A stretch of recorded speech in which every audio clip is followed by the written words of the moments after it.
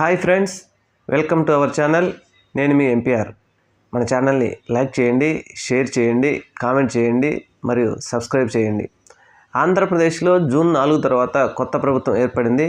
ఈ ప్రభుత్వం ఏర్పడినప్పటి నుంచి 45 రోజులు అవుతున్నప్పటికీ ఈ 45 రోజుల నుంచి ఇప్పటి వైఎస్ఆర్సీపీ పార్టీ వారి అభిమానుల మీద, వారి కార్యకర్తల మీద మరియు నాయకుల మీద జరుగుతున్నటువంటి అఘాయిత్యాల గురించి మనం ప్రతిరోజు మాట్లాడుకుంటూనే ఉన్నాం. అయితే సామాన్య ప్రజలు ఎందుకు మౌనం పాటిస్తున్నారు? సామాన్య ప్రజలు మరి మౌనం పాటిస్తున్నారంటే రాష్ట్రంలో ఇప్పటికి జరుగుతున్న అఘాయిత్యాలు చూస్తూనే ఉన్నాం. ఒక ఎంపీ ఇంటి మీదకి వెళ్ళి పెద్దిరెడ్డి మిథున్ రెడ్డి గారి ఆయన రెడ్డప్ప గారి ఇంట్లో బస చేయడానికి వెళ్ళినప్పుడు కొన్ని వందలాది మంది అక్కడికి వెళ్ళి రాళ్ళు రువ్వారు. వారి ఆస్తుల మీద కానీ వారి కార్ల మీద కానీ ధ్వంసం చేశారు. అయితే అక్కడ అంత జరిగినప్పటికీ మళ్ళీ తిరిగి వారి మీదనే కేసులు పెట్టారు పోలీసు వారు. అలాగే మాజీ ఎమ్మెల్యేల ఇండ్ల మీద కోడిగుడ్లు వేస్తూ ఉంటే పోలీసులు కళ్ళు గుడ్ల బయటికి పెట్టి చూస్తూ వారిని కనీసం నివారించే పరిస్థితి కూడా లేకుండా పోయింది. అలాగే వైఎస్ఆర్సీపీ నాయకులు ఇండ్ల మీదకి వెళ్ళి జేసీబీలతో ఎమ్మెల్యేల దగ్గరుండి వారి ఇల్లులు పడగొడతా ఉంటే ఎవరు అడ్డుకున్న పాపన పోలేదు. అలాగే ఎలక్షన్ గెలిచాము అన్న మరుసటి క్షణం నుంచే పల్నాడు ఏరియాలో రోడ్ల మీదకి వచ్చి వారిని మిమ్మల్ని చంపేస్తాం, కొట్టేస్తామంటూ బెదిరిస్తూ ఉంటే కొన్ని వేల కుటుంబాలు ఆంధ్రప్రదేశ్ రాష్ట్రాన్ని విడిచి వెళ్ళిపోయాయి. దాని గురించి ఎవరు మాట్లాడిన పాపాన పోలేదు. ఇప్పటికీ 36 మందిని చంపేశారు ప్రస్తుత ప్రభుత్వ పార్టీకి సంబంధించినటువంటి టీడీపీ గూండాలు. అలాగే టీడీపీకి సంబంధించినటువంటి నాయకుల బెదిరింపుల వల్ల 35 నుంచి 45 మంది చనిపోయారని చెప్తున్నారు. అలాగే 350 మంది ఆత్మహత్యకు పాల్పడ్డారని చెప్తా ఉన్నారు. మరింతలా ఉన్న ఇవన్నీ అఘాయిత్యాలు జరుగుతూ ఉంటే సామాన్యుడు కనీసం స్పందన కూడా ఎందుకు లేదు? అప్పటి 2019 నుంచి 2024 వరకు ఏదో చిన్నది జరిగిందంటే వారికి ఉన్న మీడియా బలంతో దాన్ని గోరంతను కొండంత చేసి చూపించేవారు.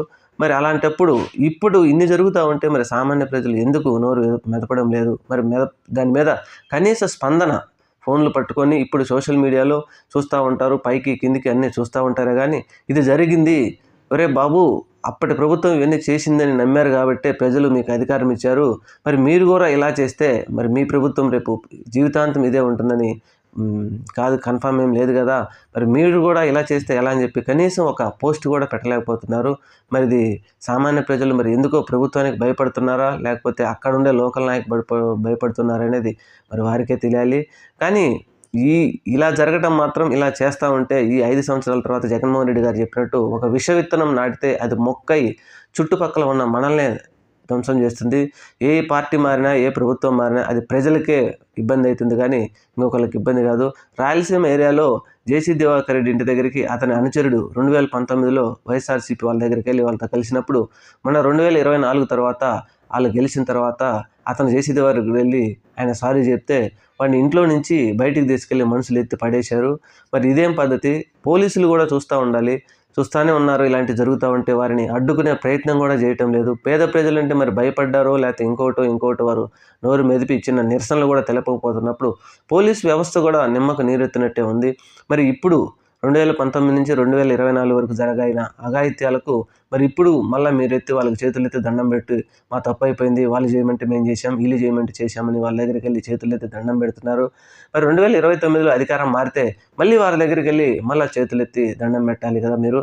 ఇలాంటివి ఇప్పుడు బాధపడిన వాడు 2029లో వాడిని అప్పటి అధికార ప్రభుత్వం నివారిస్తే ఆగుతారా? మాకు జరిగిన అన్యాయానికి ఎవరు చెప్తారు సమాధానం అన్నట్టుగా అలా తయారవుతారు పబ్లిక్. పోలీసు వ్యవస్థ వారు ఎంత నిజాయితీగా పనిచేయాలో మరి వారికే తెలియాలి. ఐపీఎస్లు, ఐఏఎస్లు మరి అలాంటివన్నీ ఇప్పుడు ఎటుపోయినాయి. ఒక సంస్థ ఉండేది, వాలంటీర్ వ్యవస్థను పనిచేయకుండా ఆపటానికి పనిచేసినటువంటి నిమ్మగడ్డ రమేష్, ఎల్వి సుబ్రహ్మణ్యం వాళ్ళు మరి ఇప్పుడు ఎటుపోయారు? డెమోక్రటిక్ ఫోరం ప్రజల కోసమే మనం పనిచేస్తున్నామని చెప్పినటువంటి ఆ సమస్యలన్నీ ఎటుపోయినాయి. పేద ప్రజలు కూడా నోరు విప్పడం లేదు. కనీసం ఫోన్లో ఒక కామెంట్ ఇది తప్పు కదా అని కామెంట్ పెట్టడానికి కూడా భయపడిపోతున్నారు. మైనర్ పిల్లల మీద అఘాయిత్యాలు జరుగుతూ ఉంటే ఎవరు సమాధానం చెప్పడం లేదు. కనీసం ఒక నిరసన వ్యక్తం చేయలేరు. ఒక కొవ్వొత్తుల ర్యాలీ కూడా చేయలేకపోతున్నారు ప్రజలు. మరి మీ ఊర్లో మీ పక్కన ఉన్నటువంటి కార్యకర్తకి వారి కుటుంబాల మీద, వారి ఇళ్ళ మీద ఇన్ని దాడులు జరుగుతూ ఉంటే మాట్లాడలేకపోవడం మాత్రం బాధాకరం. రేపు మళ్ళా ప్రభుత్వం మారిందంటే ఇప్పటి నాయకులు టీడీపీ వారు పెద్ద నాయకులు బాగానే ఉంటారు, వైఎస్ఆర్సీపీ నాయకులు బాగానే ఉంటారు, కానీ లోకల్లో ఉండేటువంటి ప్రజలు మాత్రం వారు ఎప్పటికీ బాధలు పడుతూనే ఉండాలి. ఇలాంటివి జరుగుతూ ఉంటే అసలు ప్రభుత్వం చెప్తున్నట్టుగా అభివృద్ధి పెట్టడానికో పారిశ్రామిక పారిశ్రామికులు లేకపోతే ఇంకొకటి పెట్టుబడి పెట్టడానికో ఎవరు వస్తారు, భయపడతారు. ఇప్పుడు ఇలా జరిగితే రేపు 5 సంవత్సరాల తర్వాత ఇంకొక ప్రభుత్వం వస్తే వాళ్ళు కూడా ఇలా చేస్తారు కదా, మనకెందుకు ఈ తలకాయ నొప్పి, మనం వెళ్ళి తెలంగాణలో, కర్ణాటకలోనో, తమిళనాడులో పెట్టుకుందామని ఆలోచిస్తే అప్పుడు అసలు పారిశ్రామికవేత్తలు కానీ పెట్టుబడులు పెట్టడానికి కానీ ఎవరైనా వస్తారా? ఇలాంటివన్నీ తప్పు చేయకూడదు. కానీ సామాన్య ప్రజలు మాత్రం దీని మీద గలం ఇప్పాలి. ఇన్ని జరుగుతూ ఉంటే చూస్తూ ఉన్నారు, కానీ ఇది పద్ధతి కాదు. మీరు నమ్మి మీరు కావాలి అని తెచ్చుకున్న ప్రభుత్వం ఇలా చేస్తూ ఉంటే కనీస స్పందన లేదు మీ నుంచి. ఇది తప్పు అని స్పందన ఇవ్వడం లేదు. వాటి మీద ప్రజలు మాత్రం నిరసన తెలియజేయాలి. Thank you. మన ఛానల్ని సబ్స్క్రైబ్ చేయండి.